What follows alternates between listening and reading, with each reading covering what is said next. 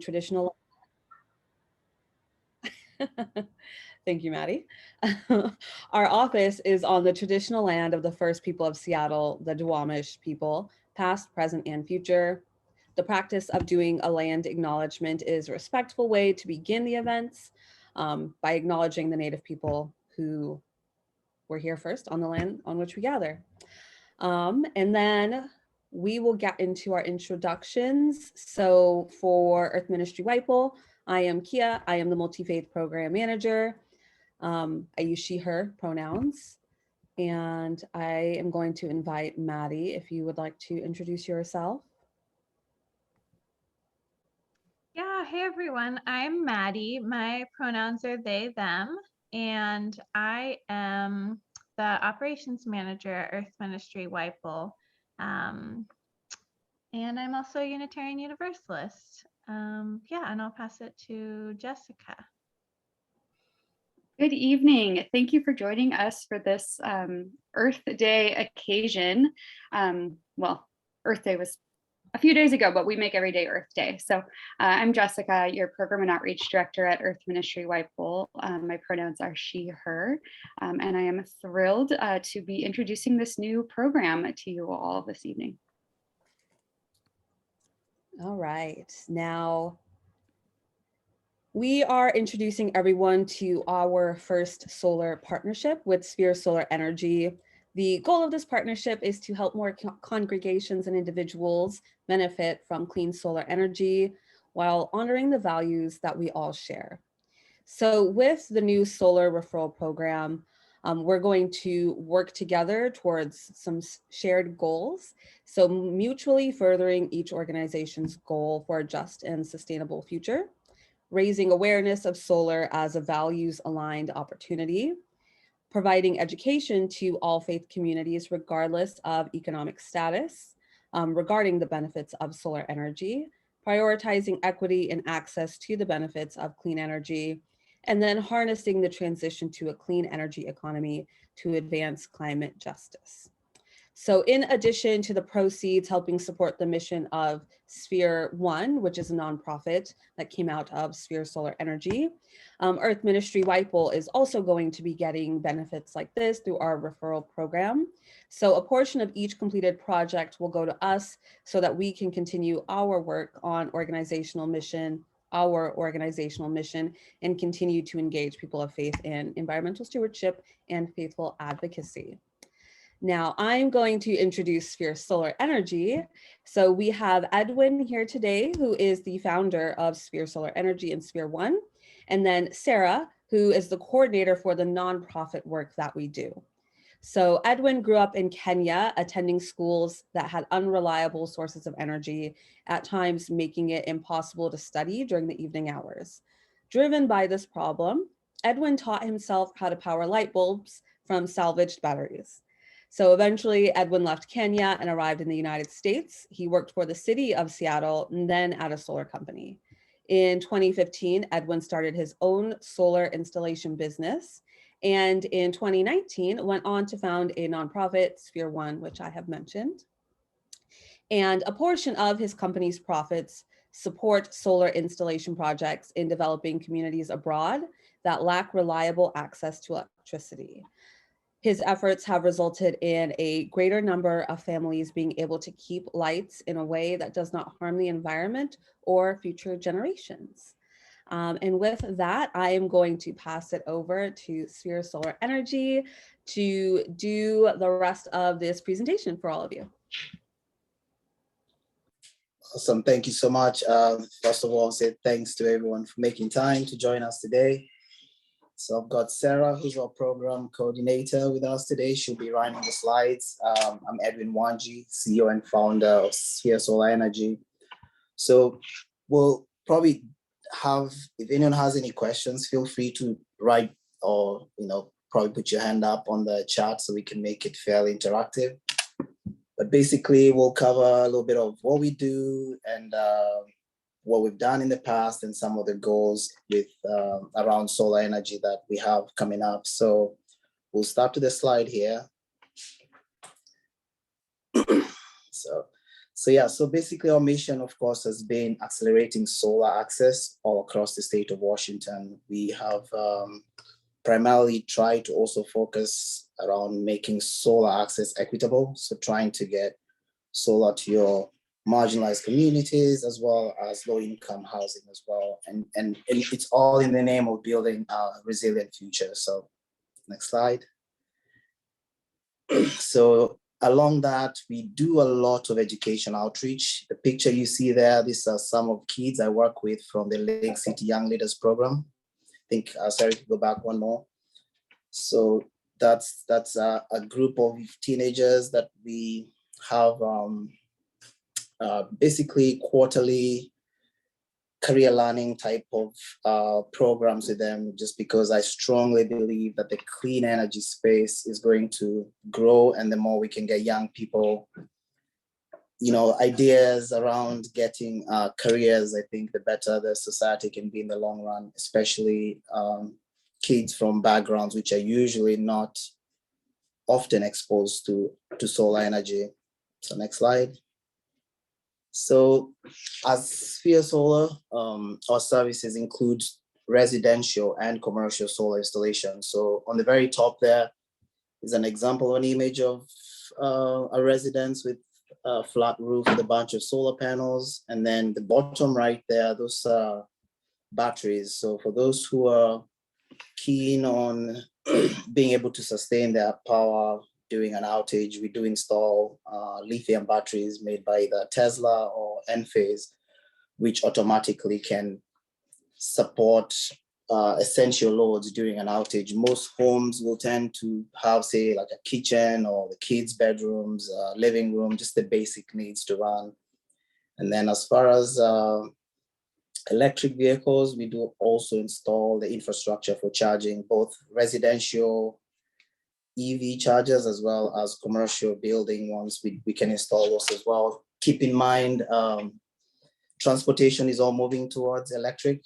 And for us in the Northwest, about 8 or 10 solar panels can give you about 12,000 driving miles annually. So the technology is there. The infrastructure is really advanced at this point. So it's just a matter of kind of getting the information out to people that it's quite viable. And of course, for those who are seeking any sort of consulting when they're doing new design, we work with a lot of architects to kind of help make a home or a building easier to adopt to solar in the future.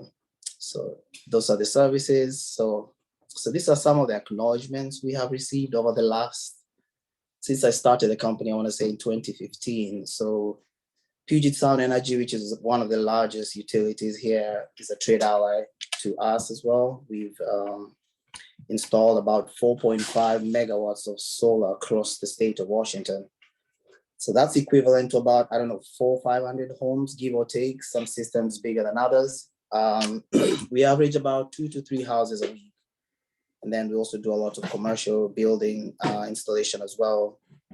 The city of Seattle did give us Business of the Month award, which was a pretty neat acknowledgement. And then as far as the battery technology, we are Tesla and Enphase Energy certified as well. And then the cool thing is, as a city employee back in the day, I was a union worker myself. So all our electrical team is part of the IBEW Local 46 union. And the reason I did that was primarily just to have that healthcare package for our employees. You're getting really high-end workmanship as well as people who are actually, getting the right, labor acknowledgement in all ways around. So next slide. So besides Sphere Solar, as Kia mentioned, our nonprofit Sphere One mostly has been focusing on getting solar access to places in the world where you never imagined. So the image there is back in Kenya. We put solar on a few villages there. I think that was in 2019.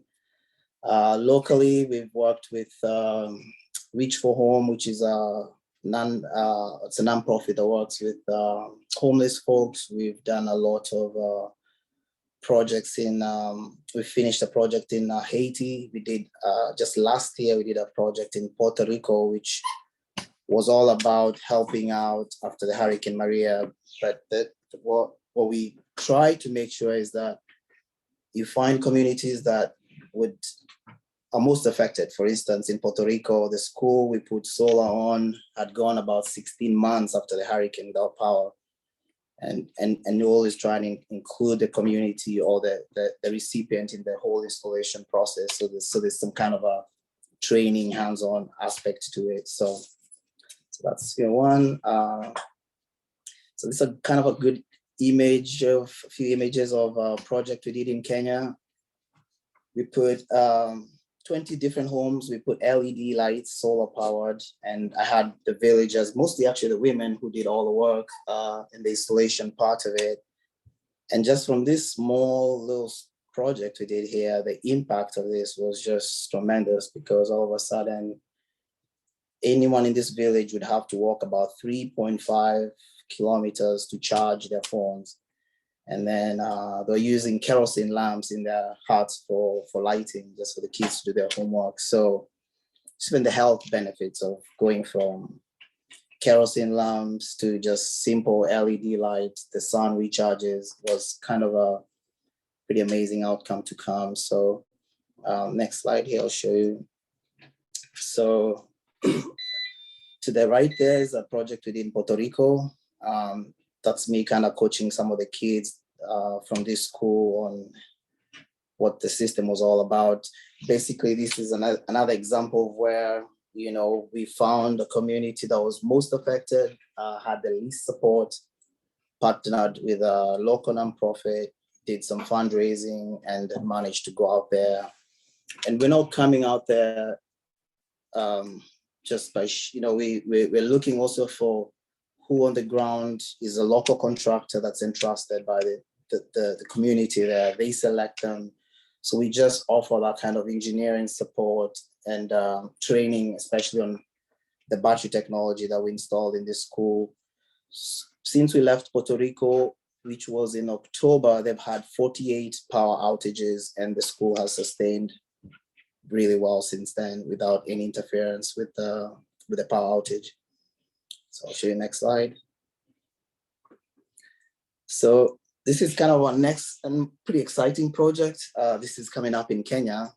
So the same village I showed you earlier where we put solar lights in their homes, it became apparent when I was there that all these kids were doing homework in the dark in their houses. And I asked, hey, can you show me where the school was? So I went and met the school principal, and you know, built a pretty good relationship with the guy, and it became pretty apparent that, hey, we need to be supporting this school, because he's hosting about 1,500 students from the Maasai community. For those who know the Maasai, this is some of the most indigenous tribes in the Rift Valley of Africa. So in the middle of nowhere, most of these kids really want to go to school, and school has become mandatory, you know. So when I went to the school, I found that, hey, again, the kids are walking, I don't know, about 2 kilometers to the nearest river. So we said, all right, the best thing we can do here is drill a well. So we're gonna drill a 900-foot well in Kenya this June, I believe, fundraising for that. And the neat thing is the well, the pump is kind of what you're seeing in the middle photo there. To the left will be the solar system built as like kind of like a classroom structure that will be pumping water from that well and then distributing it to a dining room, a dormitory. So this infrastructure is definitely going to have a pretty large impact in this community that's going to serve a few generations, no problem. So we're pretty excited about this. And for those who want to learn more, we're trying to raise $50,000 for this project. So anyone who's interested in learning more, lots of info on our website about it. So next slide. So some of our community efforts locally, this is an example of Shiloh Baptist in Tacoma. This is the oldest African-American community up on the hilltop in Tacoma. And this was a project where we managed to get a grant to fund this project. Actually, it was through Tacoma Power. And another important piece of this project was the workshop we held with the congregation and the youth, again, bringing awareness, education, and kind of showing that, solar is accessible and is a viable option to some of these communities where often solar is not thought of. So next slide, we'll see another kind of it's another church that we installed the system on in Tacoma. This is also a community center, so another hub. So another grant-funded project. I think this is about a 31 kilowatt system. So equivalent to enough power to run 3 homes, give or take. And something that we're trying to do with these types of projects is also include energy storage just for the case of if there's ever an emergency. These kind of centers need to be a resilient hub where the locals can come and refuge as needed. So next slide. So we also managed to do another project like all around the grants and kind of world of things. This is with Mary McKnight High School out in Elma. And again, it was a pretty neat, elaborate workshop that we had with the students with this one as well. So next slide. So part of our collaboration here would be, I believe in the power of once you bring people together, if there's always, it's always a stronger feeling when people feel like they're collaboratively doing, an endeavor. So, so these are some of the kids I work with in Lake City. And part of what we're offering, like the younger folks, is we're working with Nathan Hill High School, where they can actually come in and get internships for 3 months, basically a few hours a week, and trying to expose them through everything from design, energy auditing. They go out in the field and spend a day with us and see how solar goes together, because again, it's all around kind of creating that optics for young people to see that there will be opportunities in the clean energy sector. So next slide. So of course, the reason we're here, why solar? I personally think it's really straightforward. It saves you money. It's easy. It saves you money. It's extremely durable. So these solar panels last at least 30 to 40 years. You're looking at 25 plus years of manufacturer's warranty. Solar doesn't fail, no moving parts. So you got panels from the 70s out there still working. It's just that they're much more efficient nowadays. So it's a pretty sound investment, basically. So next slide. And then people ask, hey, is it too cloudy in the Northwest? A solar panel in Seattle compared to one in Arizona on, say, like a day like today, which was, 55 degrees. If it's a clear day in the Northwest and cold, that solar here would generate more power than one in the 110-degree heat. So the cool climate is good. Electricity experiences less resistance in cold climate. So we have really good, perfect climate for it here. And then really long summers. You've seen that we don't have sunset here until sometimes till 9 p.m. in the summers. You look at globally, the countries leading in the technology, for instance, is Germany. Germany is cloudier than Seattle. So the technology is there and it does work really well here. Another very neat feature about the Northwest is it rains a lot. So it's almost like a self-clean sort of application as well. So next slide. So of course, this might be basic to some of you, maybe not to others, but basically the most important components on a solar system is the solar panels itself. The sun hit the solar panels. The solar panels usually, the power out of them is usually in DC, which is direct current, kind of like what you have in your vehicle, 12 volts. So to convert that to what's usable, the 120 volt in your house, we have what we call inverters, which do that conversion, and basically we pipe that power to your electrical panel. So anytime the sun is out, if not even sunny day, even just a clear day, that power will be generated, goes to your electrical panel. But this does not mean you're not going to be connected to the utility. You will always be connected to the utility. So it's not an off-grid system, it's a grid-tied system, meaning if Seattle City Light or PSE, come nighttime, you'll be able to use the utility power, and daytime you can run off solar. So they'll be working hand in hand. And on those really nice days, you can actually export that power back to the grid. So if you're overproducing power, it goes back to the power lines. Basically what happens is that electricity tries to find the next nearest need, which will usually be your neighbor's house. So when the power company sells that power next door, they have to pay you for that because it's not power they generated. So next slide here. Yeah, and just Go quick ahead. questions from the crowd. Janet Farnes is asking, are you using solar panels made in Washington State? Yes, we are. Washington State, Texas, and Alabama. So all local. Great. And then we have a question from Jane Baker. How can we safely and sustainably mine lithium? That's above my what's the word, not pay grade, but I've no idea. It's just like it's so hard to tell what's been done overseas, because it's just how it is. But with all the regulations that are coming into place, I'm hoping that not only are we finding safer ways to mine it, safer ways to dispose the lithium once the battery lives are done. So I hope that answers that. So yeah, so this kind of shows you the panels we use. You could either have that all black kind of type looking solar panel, and or the one with the grids on it. All these panels have a 25-year manufacturer's warranty. So like you just asked there, Silfab is a big manufacturer that comes out of Bellingham.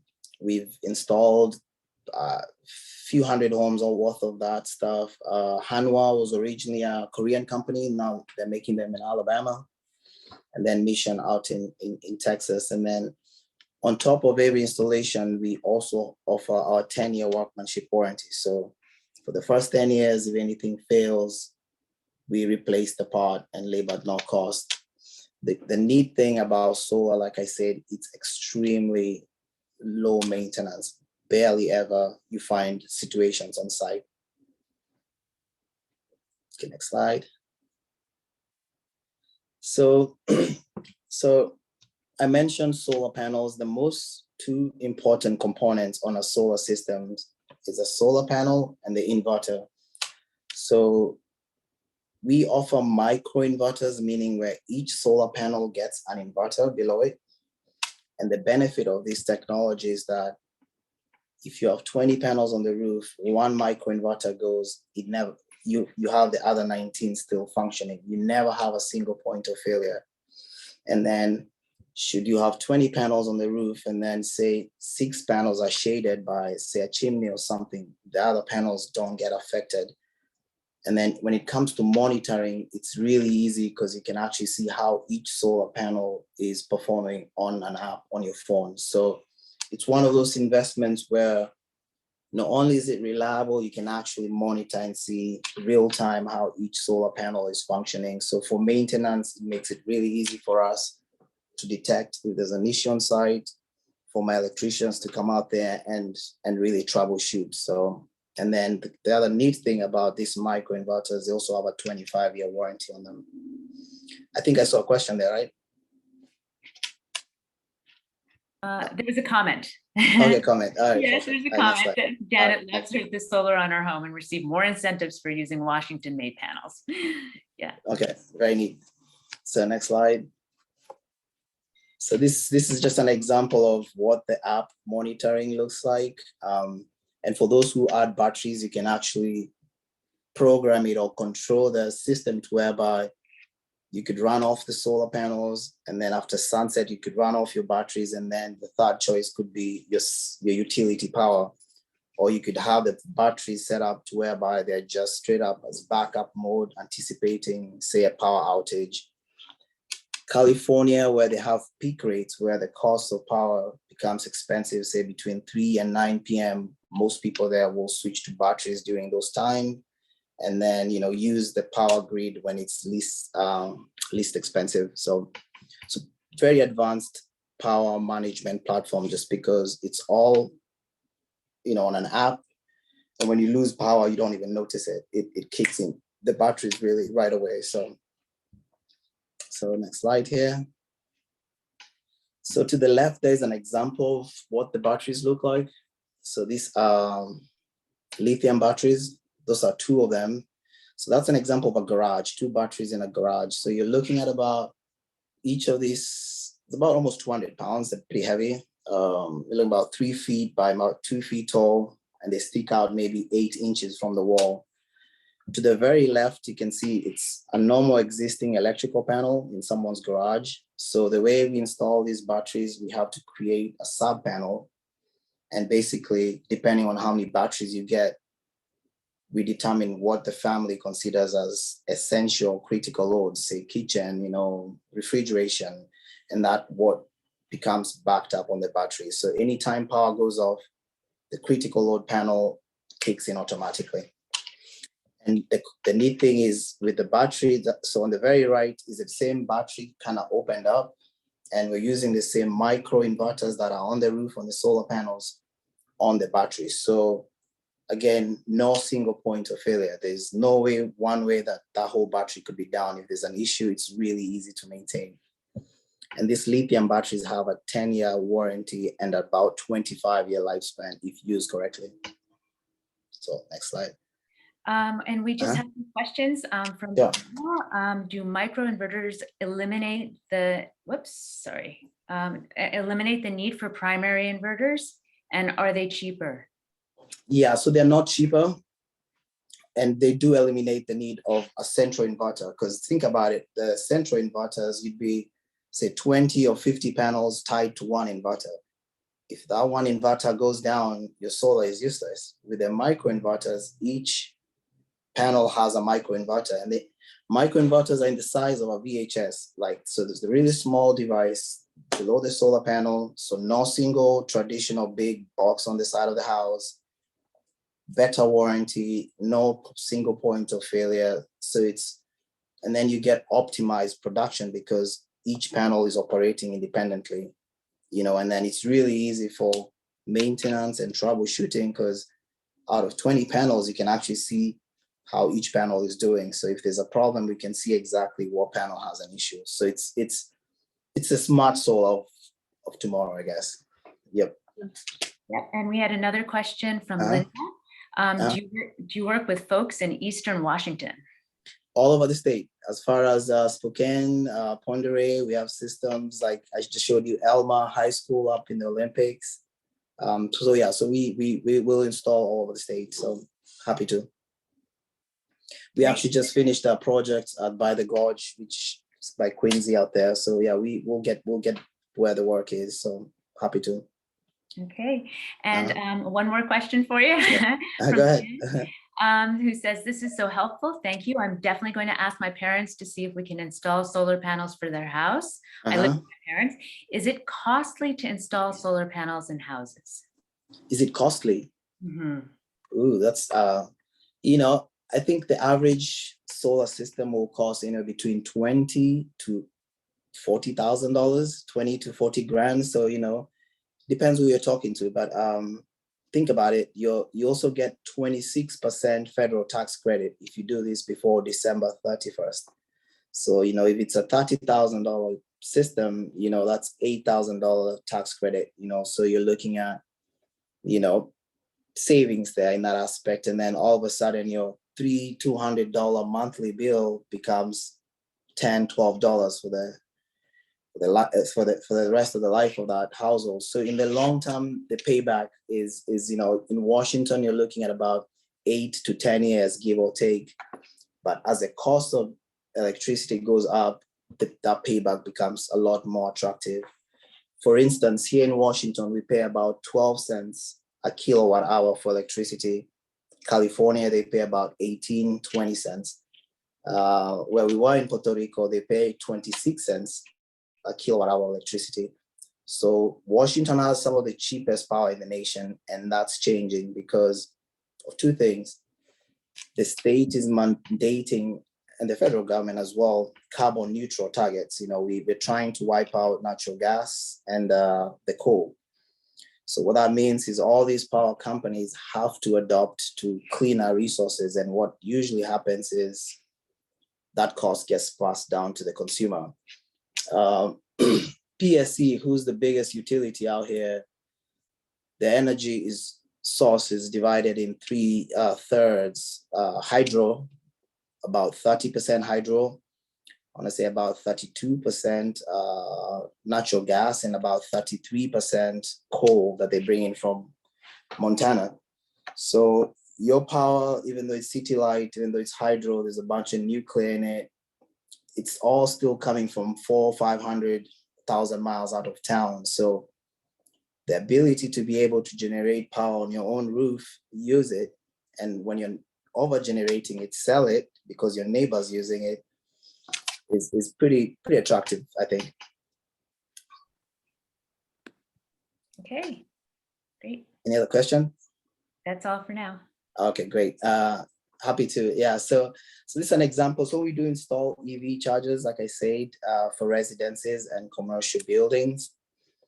Usually, if it's in the garage, they're not spendy really. It's really actually, you're looking at about a day, half day job for our guys to install these units.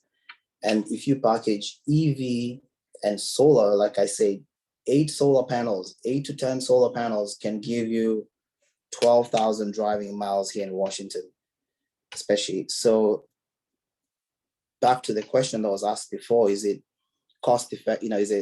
What's the payback on solar? Once you start not only seeing the energy savings from your system, and then you add transportation, the cost of fuel now, because that becomes your gas station right there, that starts penciling up really well. So the payback becomes extremely attractive. So next slide.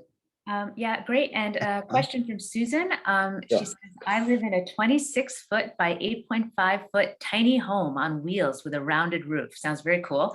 Is solar possible for me? Currently, I have a propane water heater, stove, and marine heater, and the rest is electric, plugging into a power outlet. Yes, it is. It is. As long as there's a roof structure, we can definitely mount solar on there.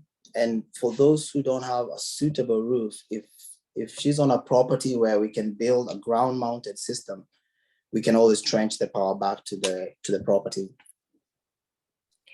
Great, thanks. Yeah, I'll put solar on anything, seriously.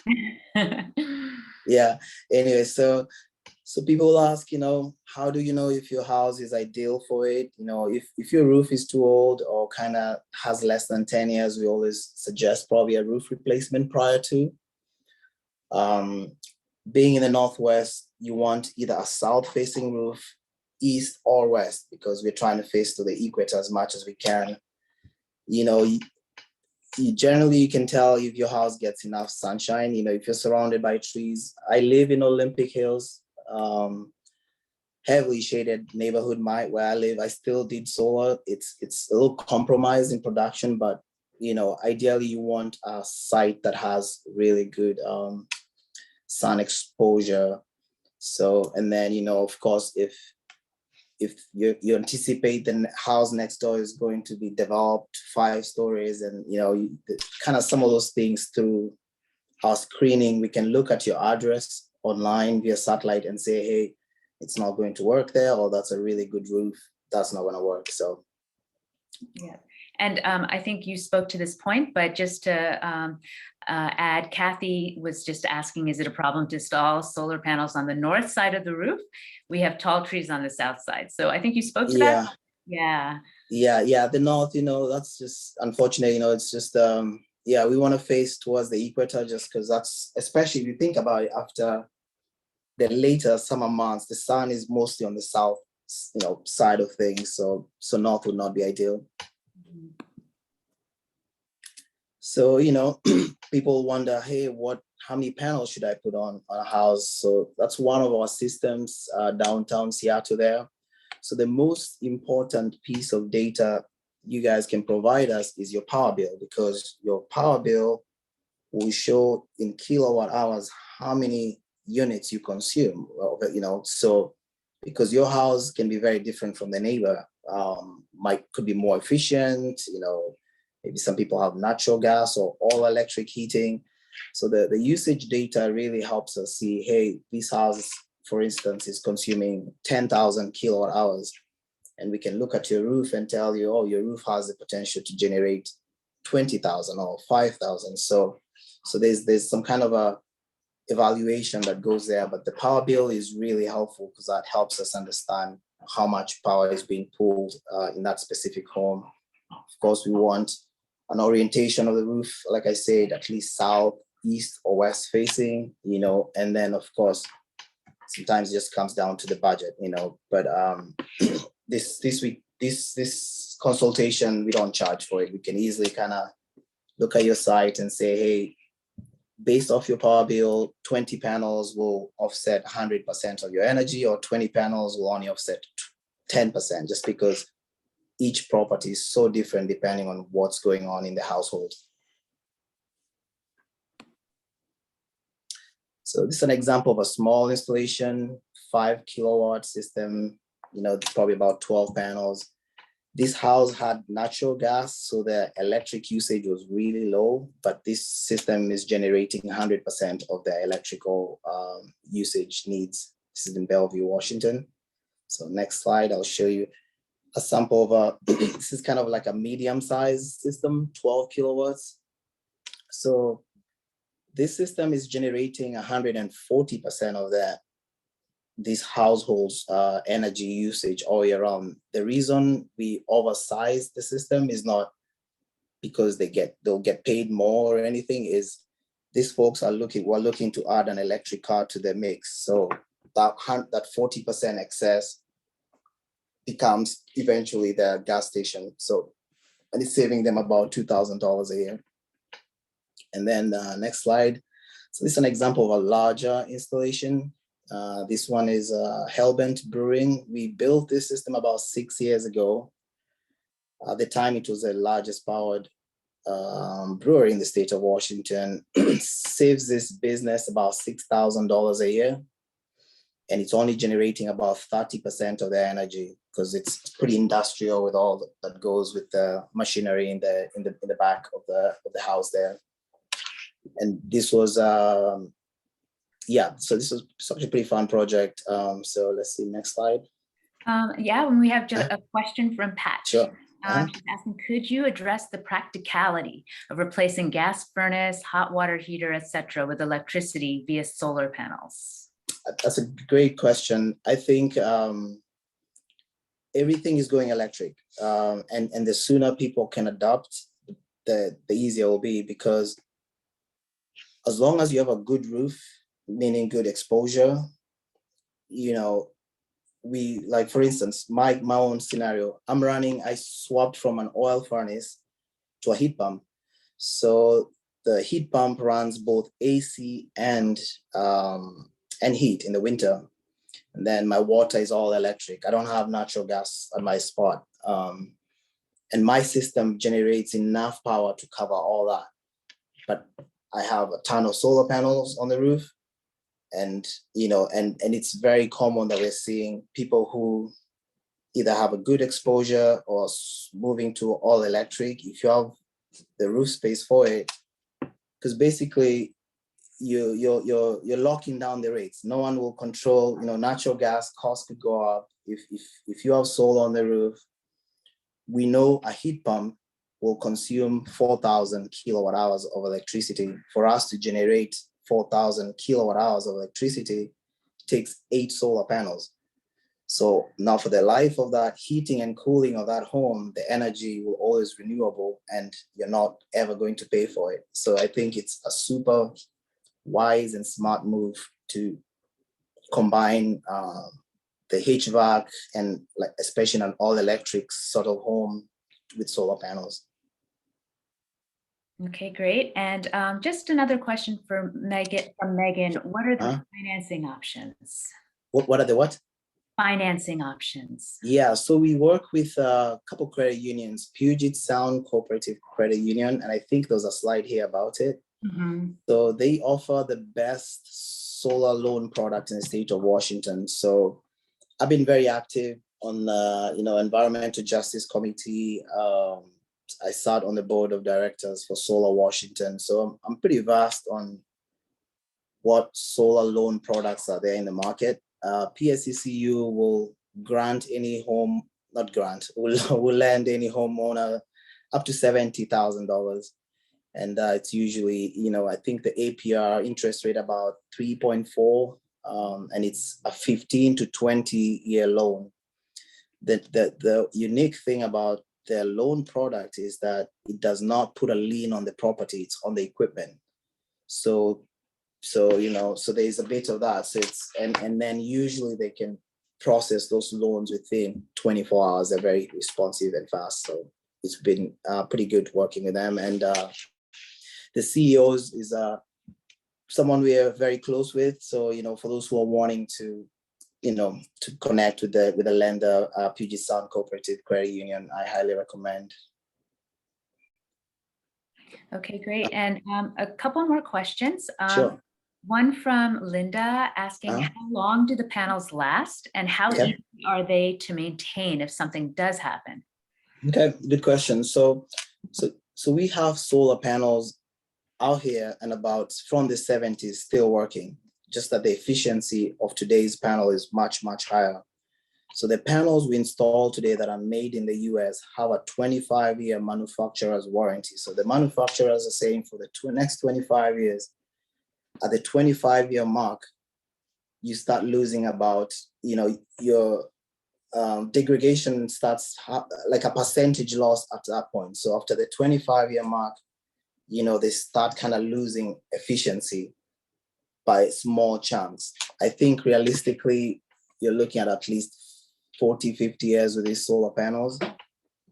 Keep in mind, I know panels I installed, say, 8 years ago, and we look at the production numbers, say last summer, we're seeing a lot more production than 8 years back, because why? We are seeing a lot longer summers, and it's just getting sunnier in the Northwest. So yeah, so you've got a long lifespan with solar panels. And then as far as maintenance, Eastern Washington, where it gets dusty, you might need to get up there and hose them down. Over here in Seattle area, it rains so much that I would not even recommend trying to mess with it. So it's still the lowest form of maintenance in terms of electricity that's existing out there in the world.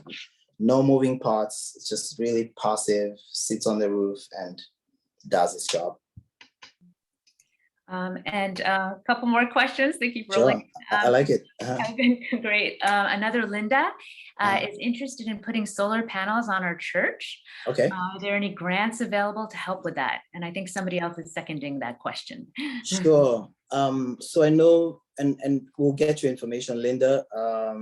I know, depending on where you are, for sure. For instance, Tacoma has an annual grant that Tacoma Power has every year, and I think we've been awarded 2 of those over the last couple of years. We did Shiloh Baptist and Oasis of Hope. Seattle City Light has their own grant as well. That's worth looking into. And then PSC, Puget Sound Energy, has another grant that they roll out, I want to say, every year. In fact, we just finished a project with the Suquamish tribe where we installed a system on their youth fitness center. And no, this one we're really excited about because it's our first opportunity we've had to do a project with the Suquamish tribe or with any of the tribes. So I'm really excited to have that workshop and kind of get the young people out and engaging in the solar system as well. So as far as grant resources, something else I think worth looking into is Department of Commerce has had a few grants that are rolling out each year. In fact, we have 2 projects that are grant funded for North and South Seattle community colleges. So there are some resources there. So happy to kind of send you some info or try and link you with some of these resources and see if you're eligible. Yeah, thanks. And there was the question about churches, but also I would imagine this applies for nonprofits as well. Someone had asked a corollary question. Yeah, definitely nonprofits for sure. Okay, great. Mhm. And then actually a specific question from Janet, does a Vista in Eastern Washington have grants for churches? Ooh, I'm not sure about Avista. Avista, I'm not sure about them. It's worth looking into, but I know Avista, I know they're one of those utilities that's still running off a lot of coal power. So, I've no idea what programs they have out there. So I think it might be worth checking in with Avista. Okay, thanks. And then just one more question from Phyllis, which is, how does the smoke of the Pacific Northwest affect the panel efficiency? Yeah, it's actually pretty bad. That's a good question.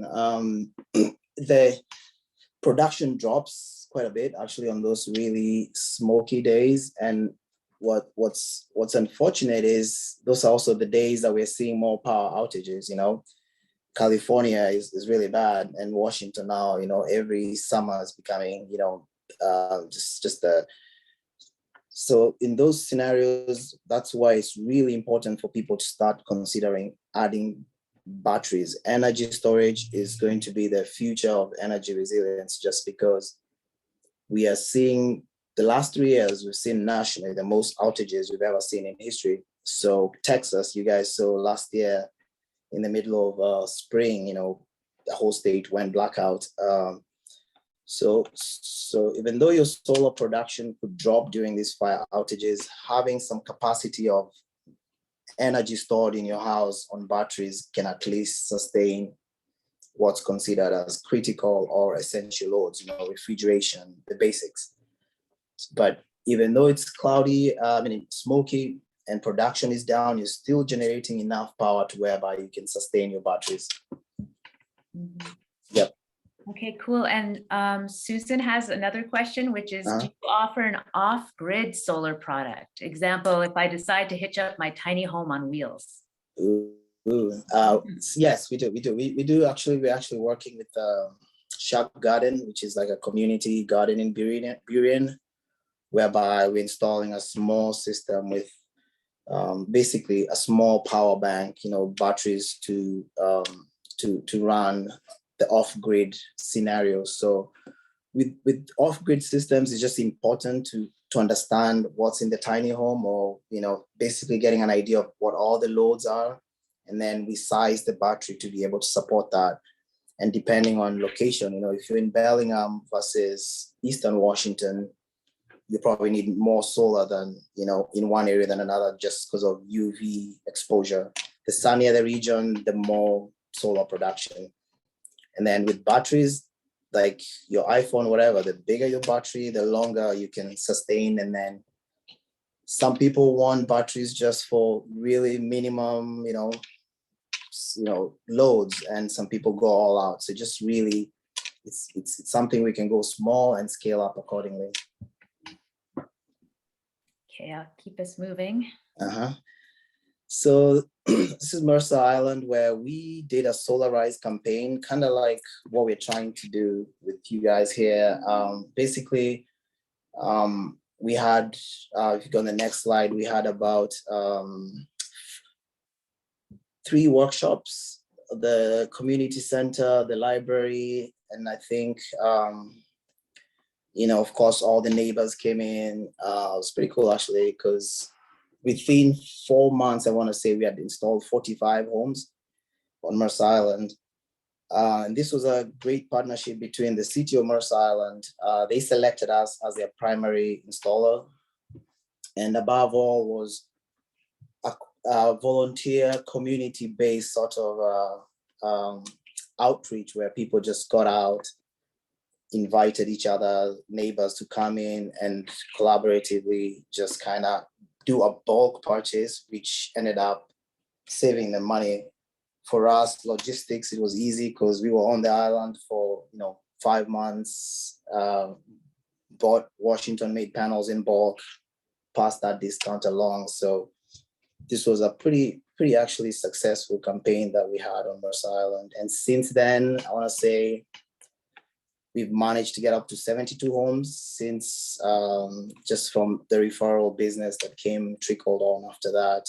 And it was really neat just seeing neighbors come together and get behind this.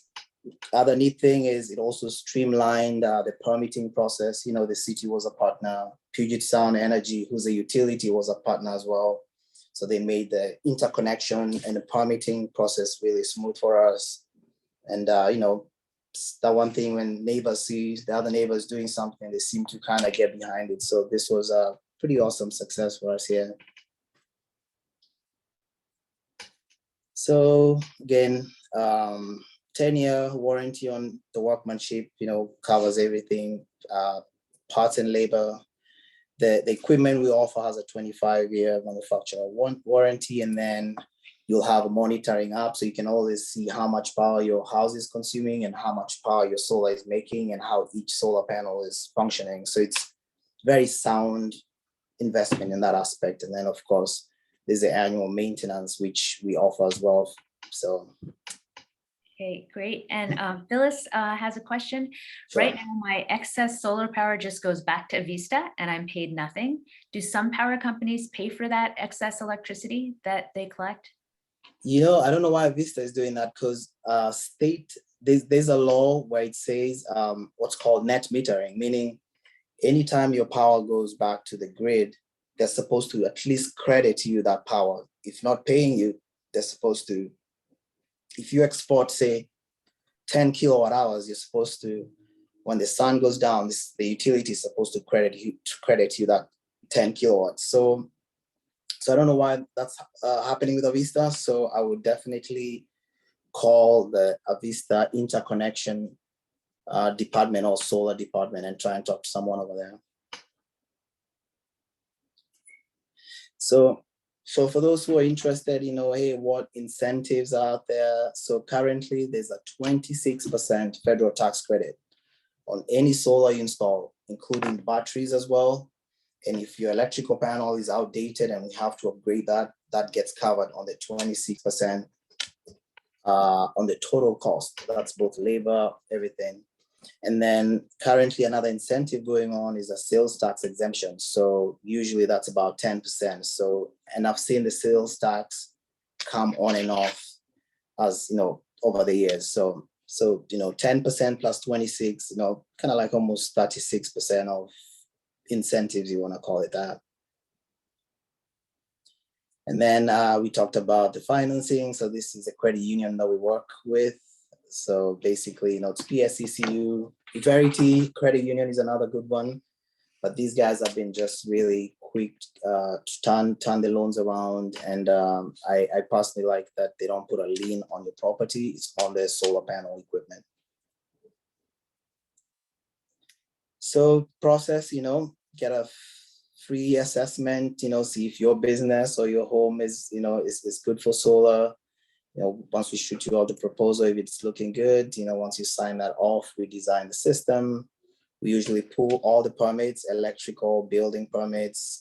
We process your interconnection agreement with the power company. And then, you know, once the job's done, most residences take us about, I want to say 3-4 days tops, and then call for the inspections. We send the electricians to site, they meet the inspectors. After the inspection is complete, your system is basically commissioned and it goes on live, and you know, you instantaneously start saving money on your power bills. Yep. So yeah, so basically I think that's kind of all we had, you know. I'd leave the floor now to any Q&A type of any questions out there.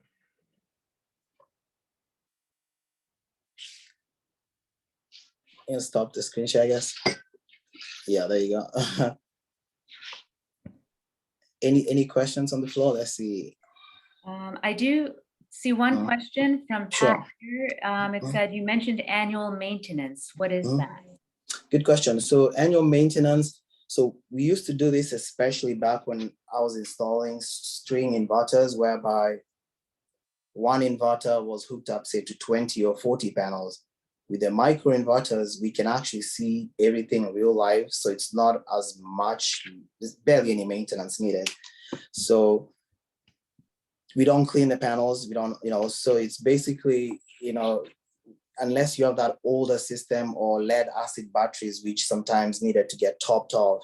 But everything now is lithium, it's all just advanced that you're barely touching anything. So if there's a failure on site, we do come out within pretty rapid response.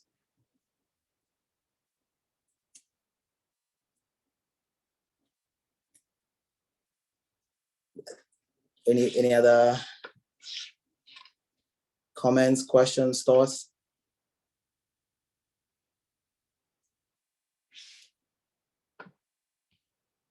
Solar panels ever stolen, e.g. Yeah, so that's a good question. So the question here I'm saying is that are batteries ever stolen?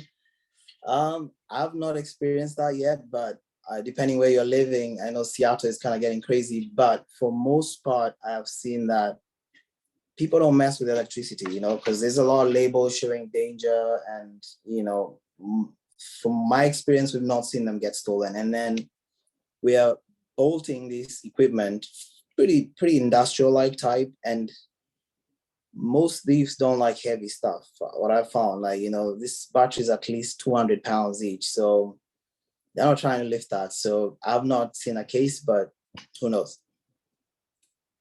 Okay, great. And Janet is asking, I'm sorry, Kathy is asking, if the power goes out, can we get power from our solar, or is it disconnected?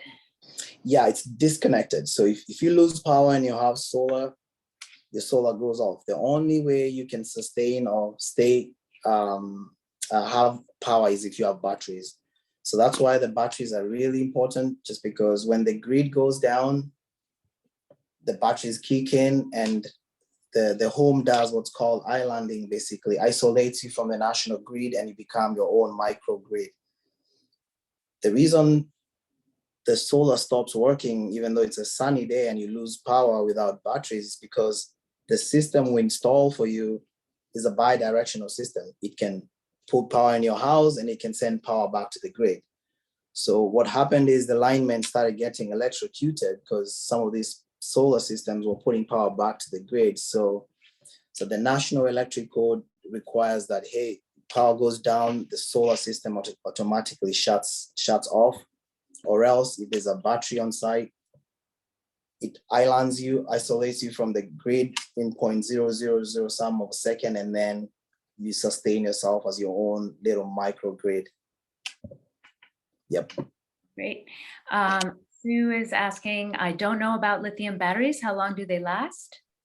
Yeah, so the lithium, the lifespan they're calling for, so the warranty is 10 years on the lithium batteries. And that's the warranty. So we're looking at almost a 20-year lifespan with these lithium batteries, just because they're just really durable. And the lithium we're using is lithium phosphate, which doesn't have cobalt, and doesn't have that heating issue lithium has had, where, you've heard of spontaneous combustion with some of the older lithium batteries or initial lithium batteries. So, and has some kind of a passive chemical cooling, so no fans in it. So it's really just a bulletproof type of application. Okay, great. Mm-hmm. And then Tad is asking, how much does battery storage add to the cost? Say enough to keep the system running if utility power goes down for a few days? Yeah, that's a good question. So your average battery will cost about between $14,000 to $15,000. After the tax credit ends up costing about $9,000, give or take. And that's just one battery, which can run, kitchen, refrigeration, lights, and a lot of battery or energy usage comes down to how you manage it. If you lose power and you're trying to do laundry on batteries, that's kind of a little much, So I think it's really important that the end user really understands that especially if you don't have enough batteries, if it's just one, you have to really be conscious with, just letting only the critical and essential loads operate during a power outage. And, candlelight dinners, stuff like that. Right. Okay, everyone. Okay. Thank you all so much for coming to this event. We just want to reiterate that this is a referral program. And we are very grateful and fortunate to have Edwin and Sarah here introducing you to this program, where if you follow the link that Maddie put in the chat, and maybe we could get that again, Earth Ministry does also receive a small portion of any completed project. And different wisdom traditions do call upon us to be good stewards of the earth and take care of what we have been entrusted to live upon. So by shifting to solar energy, houses of worship, and your own home get to be models for clean energy, and then we can move away from coal, oil, and natural gas, which we should all strive to work towards. And I want to thank Sphere Solar Energy again for this amazing and informative presentation. We have a lot of notes to take, and good questions were asked that I have never thought to ask. So thank you, Edwin and Sarah. And then I do want to just say one more thing. So we do have another event coming up in May. So on May 10th, we have our trivia night. And I will get a link in the chat for that to make sure you register. Again, for the referral link that is already there, fill it out. You will be in contact with them. And we can hopefully get some solar installed on everyone's house or congregation. Awesome, great pleasure. Thanks for everyone making time. Really enjoyed this. Thank you